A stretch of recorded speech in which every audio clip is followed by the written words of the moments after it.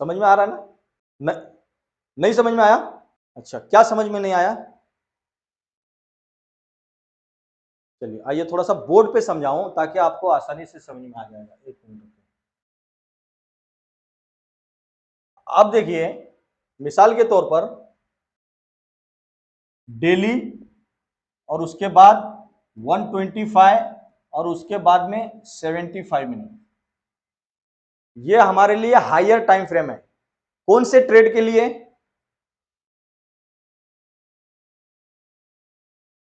Day to day के लिए, यानी आज ही एक ही दिन में मुझे पोजीशन स्क्वायर ऑफ करना है। किसके लिए? आज एक दिन के लिए मुझे ट्रेड करना है, तो उसके लिए ये हमारे लिए क्या है? Higher time frame. ठीक है। अब हमारे लिए डे टू डे ट्रेड के लिए लोअर टाइम फ्रेम कौन से होंगे? लोअर टाइम फ्रेम होगा 5 मिनट, 10 मिनट, 15 मिनट, 25 मिनट। ये हो गए हमारे लिए लोअर टाइम फ्रेम। ठीक है। अब मिसाल के तौर पर आप हायर टाइम फ्रेम पर व्यू पॉइंट बना रहे हैं, 15 मिनट या सॉरी डेली टाइम फ्रेम पर, उसके बाद में 1 आवर 25 मिनट के टाइम फ्रेम पर और 75 मिनट के टाइम फ्रेम पर। इन तीनों टाइम फ्रेम को देखकर आपको ये आपका व्यू पॉइंट ये हो रहा है कि आज मार्केट बुलिश रहेगा। क्या रहेगा?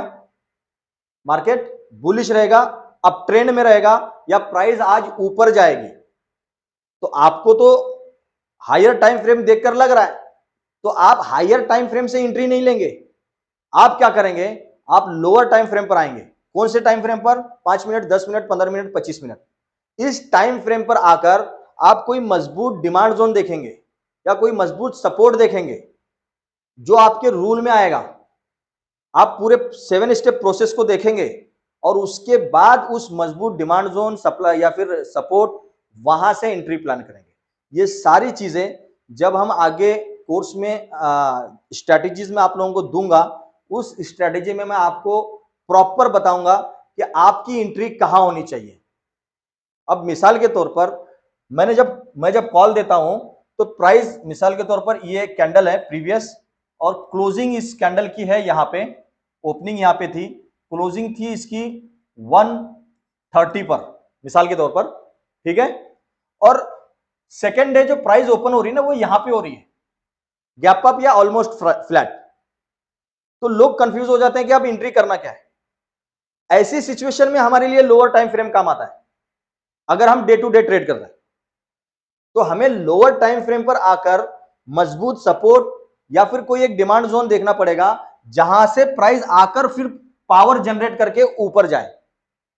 क्या हो? पावर जनरेट करके ऊपर जाए। ठीक है। दूसरी चीज, अगर मान लीजिए जब हम एंट्री लेते हैं तो हमारी एंट्री किस हिसाब से होती है? कम से कम 2:1। हमारा टारगेट क्या होता है? कम से कम 2:1।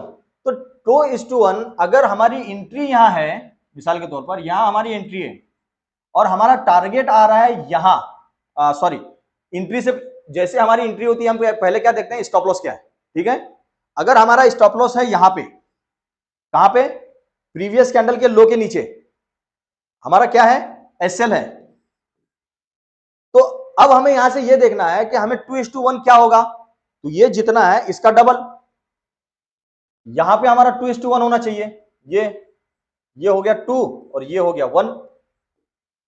समझ में आया? अगर मान लीजिए ऐसी सिचुएशन में यहां पे कोई सप्लाई जोन आ जाता है तो हमारा फिर टारगेट क्या होगा? हमारा इस सप्लाई जोन के नीचे। और इस हिसाब से हमें तो 2:1 मिला ही नहीं। 2:1 मिला क्या?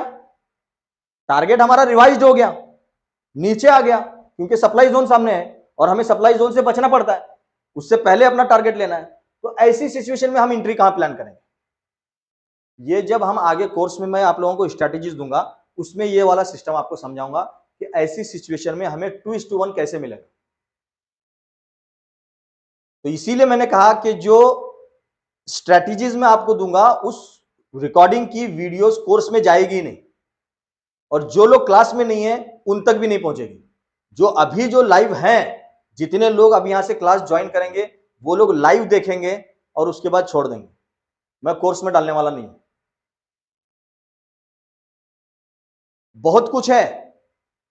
आप वो जो 7 स्ट्रेटेजीज या 6 स्ट्रेटेजीज मैं आपको दूंगा, आप कहेंगे कि असल खजाना हमको अभी मिला है, और वो रिकॉर्ड होने वाला नहीं है, मैं रिकॉर्डिंग ऑन ही नहीं करूंगा। तो वो सारी चीजें आगे कोर्स में हम देखेंगे। बाकी रही चीज यहां पे हायर टाइम फ्रेम और लोअर टाइम फ्रेम की बात, तो हम क्या करते हैं कि अब मुझे हायर टाइम फ्रेम में लग रहा है कि प्राइस यहां से बुलिश होने वाली है, तो मैं क्या करूंगा, लोअर टाइम फ्रेम पर सबसे पहले आकर डिमांड जोन या मेरे रूल के हिसाब से जो भी स्ट्रेटेजी है मेरी, उस हिसाब से अगर मुझे वहां पर एंट्री मिलती है तो मैं एंट्री प्लान करूंगा। अब आया समझ में आपके परवेज भाई? तो ये EMA 20, अभी यहां पे देखिए हम हैं 45 मिनट के टाइम फ्रेम पर, डेली टाइम फ्रेम का EMA 20 यहां पर है, तो हमें तो फौरन पता चल जाएगा ना कि इंस्टीट्यूशंस के लिए एवरेज प्राइस यहां पर है और अभी प्राइस काफी चीपर है। क्या है? अब चीपर है इसका मतलब ये नहीं कि यहीं पे खरीद लो, हम एक मजबूत डिमांड जोन का वेट करेंगे कि डिमांड जोन कहां पर है जहां से प्राइस यूटर्न हो। ऐसा नहीं कि आपने देखा कि EMA 20 काफी दूर है और यहां पे प्राइस है, चलो बाय करते हैं, अब यहां से प्राइस जाएगी ही जाएगी। वहां तक जाने से पहले उसे पावर की जरूरत है। किसकी जरूरत है? पावर की जरूरत है। ये जो सेलिंग प्रेशर है, इस सेलिंग प्रेशर को खत्म करने वाले लोगों की जरूरत है, क्योंकि ये जो सेलिंग हो रही है इसके मुकाबले में इससे डबल हमें बाइंग प्रेशर चाहिए। तो हम एक मजबूत डिमांड जोन मिलेगा कहीं पे हमें यहां पर नीचे में, तो तब हम यहां पर क्या करेंगे, एंट्री प्लान करते हैं। और EMA 20 तक ध्यान दीजिए, EMA 20 तक अगर एक रूम है और हमारा स्टॉप लॉस के हिसाब से 2:1 हमें मिल रहा है या 3:1 मिल रहा है या 4:1 मिल रहा है, तो हम एंट्री प्लान करते हैं। और साथ में हमें यह भी देखना है कि इसके बीच में कोई मजबूत सप्लाई जोन तो नहीं है। क्या है? क्योंकि अगर सप्लाई जोन रहेगा आपको तो टारगेट नहीं मिलेगा। दूसरी चीज, प्राइस यहीं पे टाइम पास करने लगेगी, टाइम करेक्शन होगा और धीरे धीरे EMA 20 प्राइस के पास आएगी, फिर तो टारगेट गया आपका। तो ये सारी चीजें स्ट्रेटेजीज में आप लोगों के साथ डिस्कस करूंगा, बेफिक्र रहो। अभी आप लोगों को EMA 20 की सेटिंग पता चल गई।